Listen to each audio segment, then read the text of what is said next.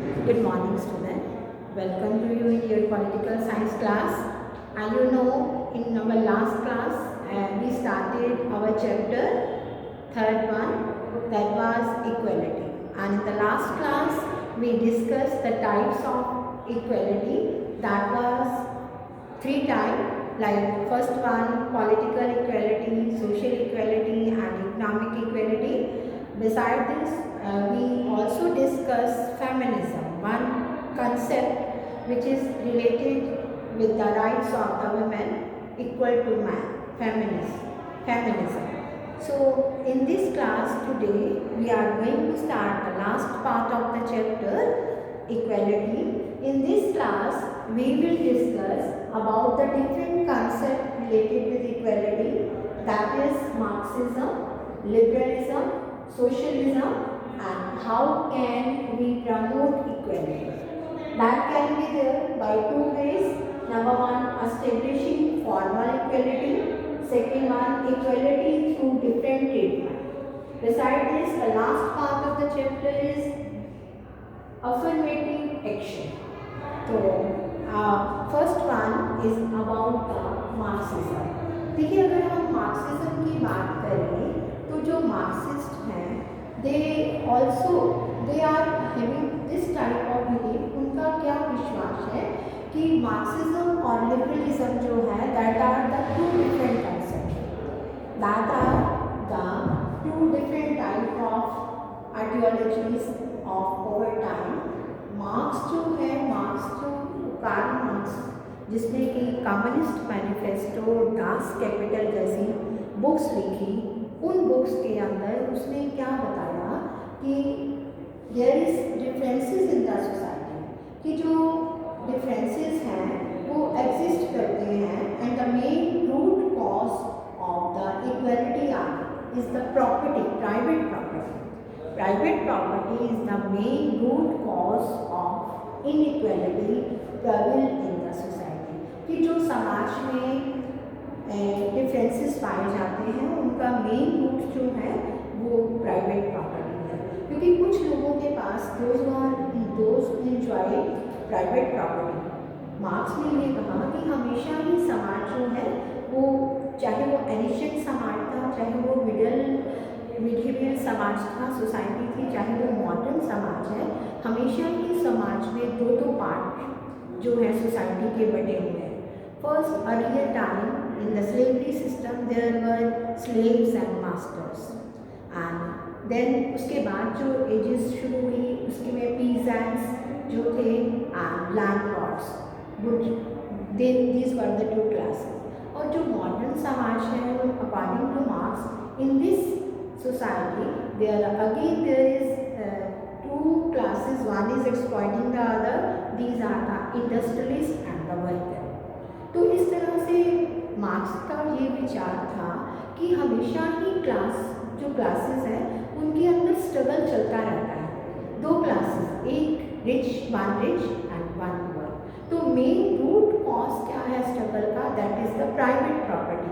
Private property ही main cause है, और इसी प्राइवेट प्रॉपर्टी की वजह से those who enjoy the private property, जिन लोगों के पास प्राइवेट प्रॉपर्टी होती है, they are exploiting the other, वो दूसरों को एक्सप्लॉइट करते हैं, and they also enjoy special power. उनके पास स्पेशल पावर होती है, वो पॉलिटिकल पावर भी वो यूज़ करते हैं, और with the help of this political power they exploit the other, और भी दूसरे लोगों का जो एक्सप्लॉइटेशन के लिए जो शोषण करते हैं वो लोग दूसरी क्लासेस का। तो इस तरह से हमेशा कार्ल मार्क्स ने ये दो क्लासेस की बात की, और इसके साथ साथ उसने उन्होंने ये भी बताया कि ये जो डिफरेंट प्राइवेट प्रॉपर्टी है, this is controlled by these people, और जो पब्लिक कंट्रोल है दैट इज इन द, जैसे डिफरेंट टाइप के जो डिफरेंसेस ऑफ, जितना एक पर्सन का चीज़ों पे इन पे कंट्रोल होगा, रिसोर्सेज के ऊपर कंट्रोल होगा, तो उसी के हिसाब से जो उनके डिफरेंट रैंक्स होंगे और प्रिविलेज होंगे। तो इस तरह से मार्क्स ने प्राइवेट प्रॉपर्टी को रूट कॉज बताया सारे इविल्स का। और जो नेक्स्ट व्यू है that is about the liberalism. वो जो दैट लिबरलिज्म के बारे में है, ये जो हमारा जो सेकेंड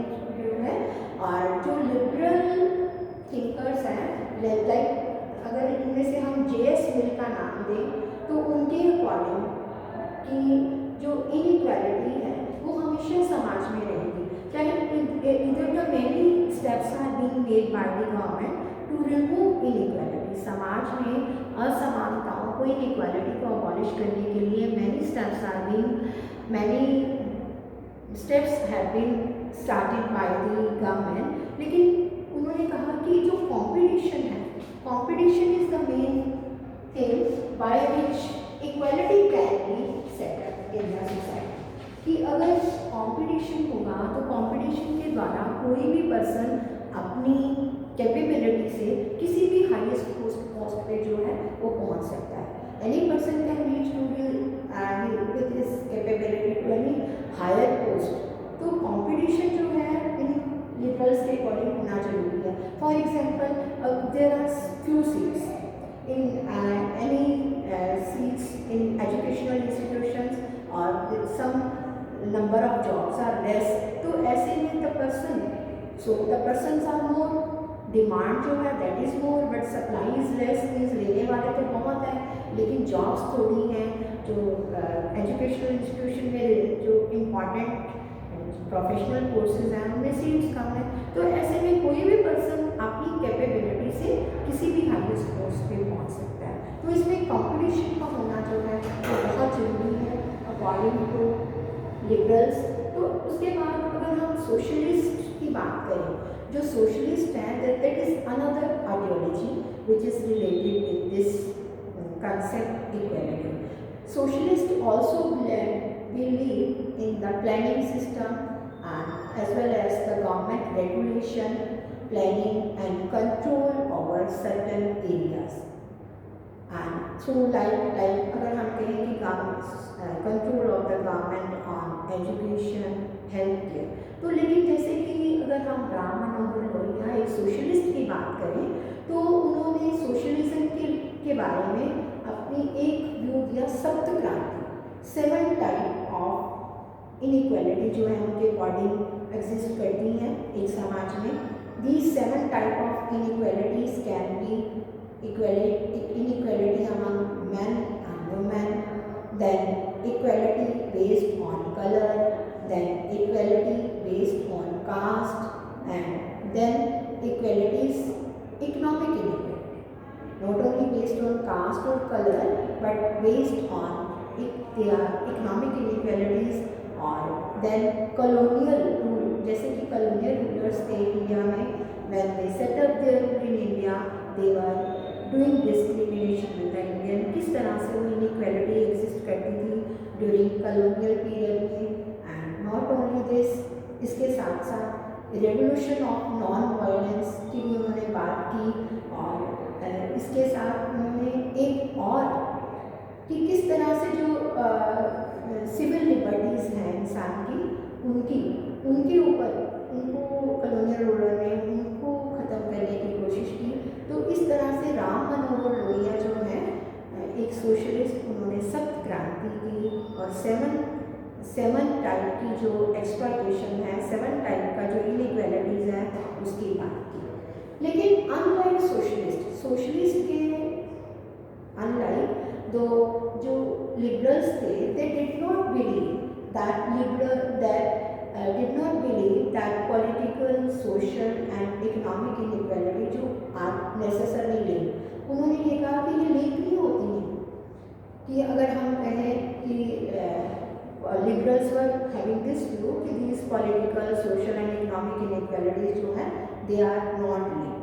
तो आगे अगर हम नेक्स्ट पार्ट की बात करें, after the different types of view, what is how can we promote equality, हम इक्वालिटी को कैसे प्रमोट कर सकते हैं। तो first is establishing formal equality. देखिए पूरा चैप्टर कंप्लीट करने के बाद हमें ये जानना जरूरी है कि हम इक्वालिटी को कैसे सेटअप करेंगे। देखिए first way by which the equality can be setup that is by establishing formal equality, कि गवर्नमेंट जो है वो फॉर्मल इक्वालिटी को सेटअप करे। जैसे कि हमारे कॉन्स्टिट्यूशन, जैसे constitution is a supreme law and according to constitution equality has been set up in India. तो डिफरेंट टाइप की जो इनफॉर्मल और जो डिफरेंट टाइप की इनइक्वालिटीज़ प्रिविलेज के बेस पे या कास्ट के बेस पे जो एग्जिस्ट करती हैं उनको ख़त्म कर दिया जाए। तो according to Indian constitution different type of inequalities has been abolished through different type of fundamental. First one is the right to equality. According to right to equality, equal opportunity will be given to all, and there will be rule of law in the country. Rule of law country में होगा, equal opportunity जो है वो सबको दी जाएंगी, और untouchability has been abolished. And if anyone will practice it, he or she will be given imprisonment and fine for this. देखिए पुराने बट इज अनटचेबिलिटी। अनटचेबिलिटी क्या होती है कि lower caste people can't enter in the temples, they can't go to the public places, and they were being discriminated, they were called as, उनको छूना भी अपवित्र माना जाता था। सो अनटचेबिलिटी जो थी दैट वाज देयर। तो लेकिन अब now according to our Indian constitution untouchability जो है वो अबॉलिश कर दी गई है। ऐसे ही अगर हम वुमेन के साथ की बात करें कि different type women did not enjoy different type of right, अगर उसके लिए लॉ बना दिया जाए जैसे कि, तो उसके थ्रू भी इक्वालिटी जो है वो सेटअप हो सकती है। और इसके साथ साथ अगर हम second way through which equality can be setup, that is through different treatment. How the equality can be set up through different treatment, like इसमें यहाँ हम ये बात कर सकते हैं कि if the women are being discriminated in the society, if different type of treatment will be given to them. अगर हम women की बात करें, जैसे women those who are working in the call centers, they need special protection during their journey to and from the center, कि उनको आने जाने के लिए अगर स्पेशल प्रोटेक्शन दी जाए so that their right to work should be protected. Right to work जो उनका है वो प्रोटेक्ट हो जाए। इसी तरह से अगर हम लोग those who are like physically disabled people, those who are physically disabled or handicapped people, different type of facilities are provided by the government ताकि वो अपनी प्रोग्रेस जो है वो कर सके। जैसे कि फॉर एग्जांपल हमारी गवर्नमेंट ने रिजर्वेशन की पॉलिसी जो है वो स्टार्ट की हुई है।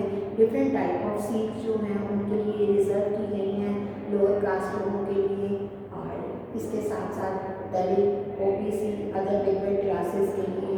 तो in different jobs and in different educational institution, तो इस तरह से जब डिफरेंट ट्रीटमेंट दिया जाएगा लोगों को, खाली इक्वलिटी सेटअप नहीं की जाएगी but through different type of treatment which will be given to these under privilege people, through this the equality can be set up. और हमारा जो लास्ट पार्ट है दैट इज अफर्मेटिव एक्शन।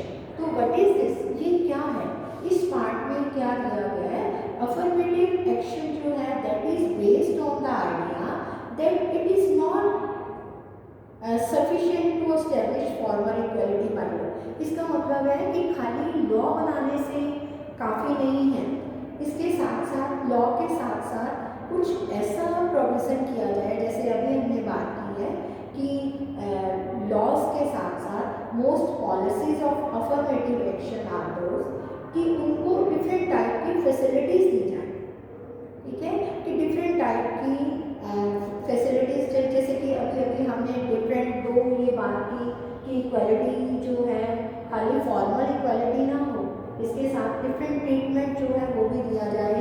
जैसे कि for schedule caste, for schedule type, आज हमारी government ने reservation की जो पॉलिसी है वो शुरू की हुई है, और ये रिजर्वेशन के बारे में आप ऑलरेडी पढ़ चुके हो अपनी लोअर क्लासेस में कि किस तरह से उनके लिए सीट्स जो हैं वो रिजर्व की गई through one commission known as Mandal commission, कि किस तरह से उनके लिए जो सीट्स हैं वो रिजर्व की। लेकिन कुछ लोगों का ये व्यू है, some people are having this type of view कि अगर हम डिफरेंट ट्रीटमेंट दिया जाएगा इस तरह से तो बाकी लोग जो हैं those who are of general category, जो जनरल कैटेगरी के लोग हैं उनके साथ में तो ऐसे डिस्क्रिमिनेशन होगा। तो ऐसे में कुछ ये बात करते हैं कि इक्वल कॉन्स्टिट्यूशन जो है एडमिशन टू एजुकेशनल इंस्टीट्यूशन और पब्लिक सेक्टर एम्प्लॉयमेंट ऐसी प्रोविज़न की जाए कि जो लिबरल के अकॉर्डिंग जो कंपटीशन है that should be there. Through competition क्या होगा कि द पीपल विद हिज और हर कैपेबिलिटी किसी भी बड़ी से बड़ी पोस्ट पे पहुंच सकता है, किसी भी हायर पोस्ट पे वो जो है वो पहुंच सकता है। तो और वो जो है दे कैन नॉट कंप्लीट जो, लेकिन कुछ लोगों का ये विचार है कि जो अगर हम कंपटीशन की बात करें कि कंपटीशन के थ्रू जो कुछ लोग हैं अपनी कैपेबिलिटी से कहीं भी हाई पोस्ट पे पहुंच सकते हैं, लेकिन अगर हम गरीब लोगों की बात करें तो पुअर पीपल जो है if they are in the race of competition तो उनके बच्चे हमेशा वो पीछे रहेंगे, क्योंकि these poor children they belong to such type of backgrounds कि उनको ऐसी बैकग्राउंड से वो बिलोंग करते हैं कि दे आर नॉट एजुकेटेड। और वो कंपटीशन में अगर हाईएस्ट पोस्ट की बात करें, कॉम्पिटिटिव पोस्ट की बात करें तो उसमें पीछे ही रहेंगे, क्योंकि उनकी बैकग्राउंड जो है वो इस तरह से है कि वो can not compete for higher, कुछ ऐसे कॉम्पिटिशन्स में नहीं अचीव कर सकते। But in the end what we can say, हम क्या कह सकते हैं कि government should make provisions so that the law should be framed to set up equality in the country in the same way through different type of treatment which is given to them.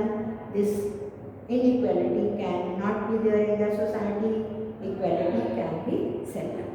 तो इस तरह से जो हमारा last part था जिसमें हमने different type के मार्क्सिज्म, लिबरलिज्म और सोशलिज्म की बात की, और last part how the equality can be set up through, this can be through different type of treatment and different type of laws which will be set up by the government. With this our chapter is complete. All of you are supposed to read the chapter and complete the assignment and learn the work side by side. Thank you very much.